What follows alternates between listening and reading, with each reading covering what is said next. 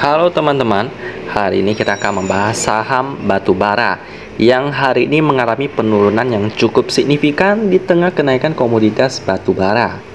Teman-teman bisa tebak siapa dia? Yap, ini adalah Indo Tambang Raya Mega Tbk dengan kode emiten ITMG atau kita panggil aja ITMG. Ini di-request oleh teman-teman kita untuk membahas tentang perusahaan yang satu ini karena prospeknya yang untuk sekarang masih cerah dan teman-teman penasaran bagaimana sih fundamental perusahaan yang satu ini. Jadi mari kita bahas sama-sama ya.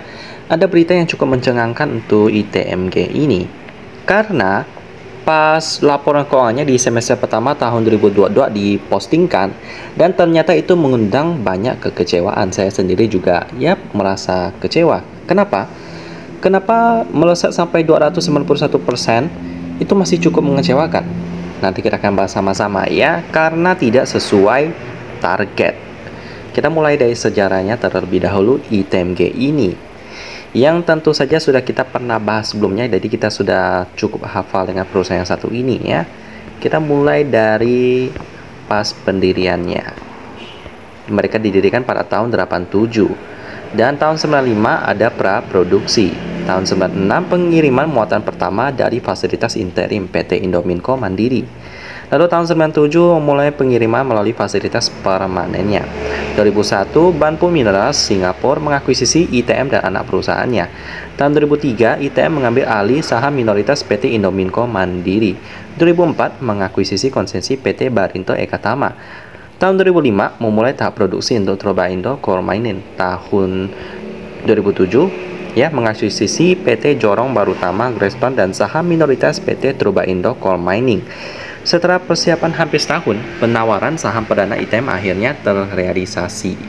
Dan akhirnya mereka melakukan IPO pada tahun 2007. Lalu pada tahun 2008, transfer mayoritas kepemilikan dalam ITM dari PT Sentralin Wisesa Internasional kepada Banpu Minerals Singapura PT Ltd. Transaksi ini menghasilkan struktur dan komposisi pemegang saham ITM, di mana Banpu Minerals memegang 73,72% saham dan publik sebesar 26,28%. Tahun 2010 juga melakukan pelepasan 8,72% sahamnya kepada publik. Dan akhirnya menjadi 65% kepemilikannya, sisanya dikuasai oleh publik. Tahun 2014 mendirikan anak usaha PT ITM Indonesia dengan kepemilikan saham 100% dan PT Tambang Raya Usaha Tama dengan kepemilikan 100%. 2015 ITM mendirikan anak usaha PT ITM Energi Utama dengan kepemilikan saham hampir 100%, 99,99%, dan PT ITM Batubara Utama dengan kepemilikan 100%. 2016 mendirikan anak usaha PT ITM Banpu Power dengan kepemilikan saham 70%. Lalu pada tahun 2017 mengakuisisi PT Tepian Indah Sukses dengan kepemilikan 70%, dan melalui anak perusahaan PT ITM Indonesia mengakuisisi PT Gas Emas dengan kepemilikan 75%.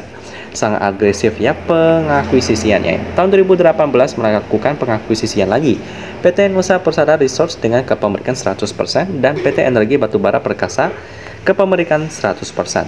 Tahun 2019 pembelian sisa saham PT Tepian Indah Sukses sebesar 30% sehingga menjadi 100% kepemilikannya ya. Pembangunan 3 MW solar hybrid plant di Bontang untuk mendukung pasokan listrik IMM.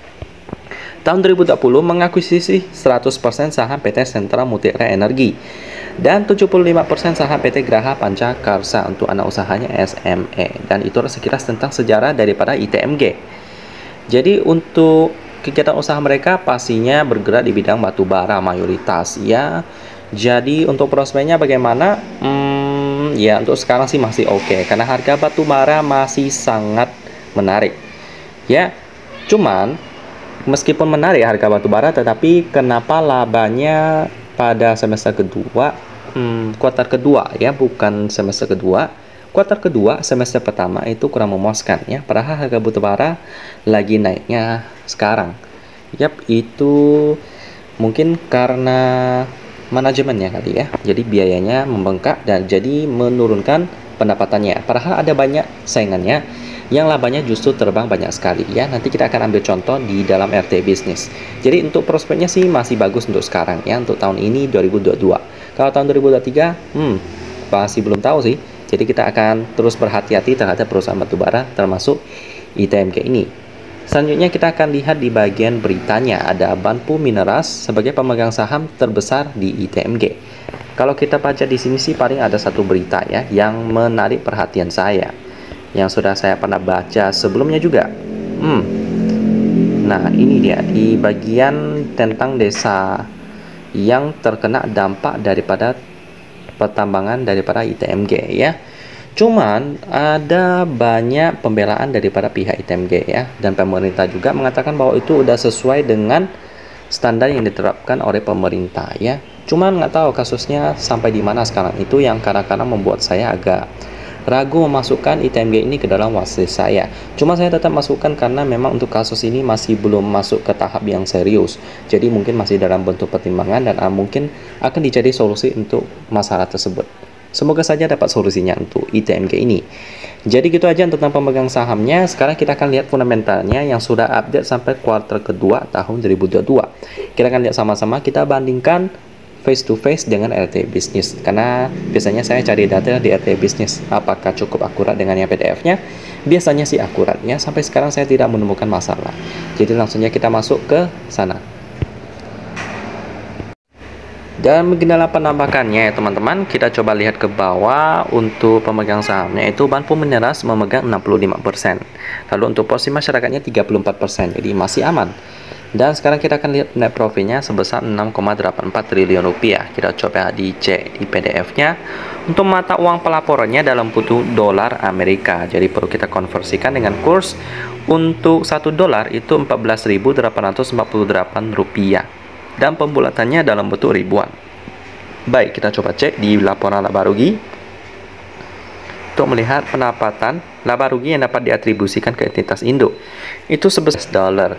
Itu kalau kita konversikan itu sekitar 6,84 triliun lah kira-kira ya. Jadi kita pakai data yang dari RT Business biar lebih gampang hitungnya. PER yang dihasilkan 3,1 kali. Ini enggak jelek. Bagus malahan, karena di bawah 5 kali bisa masuk watchlist premium saya. ITMG ini masuk jajaran watchlist premium saya beserta dengan perusahaan batubara lainnya. Tapi kenapa hari ini sahamnya hampir ARB? Malahan pernah sentuh ARB tapi akhirnya mantul dikit. Tapi tetap hampir ARB sih. Kita coba cek apakah liquidity-nya. Untuk liquidity-nya bagus banget. Kurang rasionya 320%. Jadi hampir 4 kali lipat. Untuk perbandingannya kita pakai aset lancarnya dulu. Aset lancarnya berbagi dengan hutang jangka pendek. Untuk aset lancarnya 1,2 juta US dollar. Untuk liabilitas jangka pendeknya 396 juta US dollar. Itu berarti yang di atas tadi miliar ya. Jadi gede banget. 3 kali lipat lebih besar aset lancarnya. Bagus. Untuk sekarang turnovernya gede banget, 898 miliar rupiah, hampir 1 triliun. Ini transaksi yang sangat liquid menurut saya. Kenapa liquid banget? Karena penurunannya sangat luar biasa. Dia hampir ARB tapi pantul dikit pas penutupan.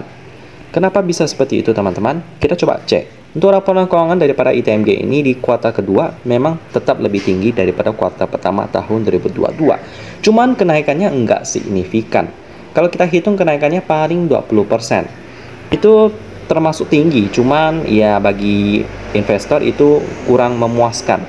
Kita coba ambil contoh dari MBAP yang sudah update juga sampai kuartal kedua. Kita coba hitung kuartal pertamanya Rp521, sedangkan kuartal keduanya Rp833. Terbang teman-teman. Itu perbandingannya bisa sampai 50% ke atas. Jadi MBAP ini kenaikannya lebih tinggi daripada ITMG. Jadi bisa dilihat teman-teman kenapa ITMG bisa dibuang barangnya oleh para investornya. Karena kenaikannya enggak sesuai harapan. Kalau untuk saya sih, apakah ITMG ini akan keluar daripada watchlist saya? Masih belum ya. Saya masih mau masukin ke dalam watchlist saya karena PL-nya masih 5 kali ke bawah.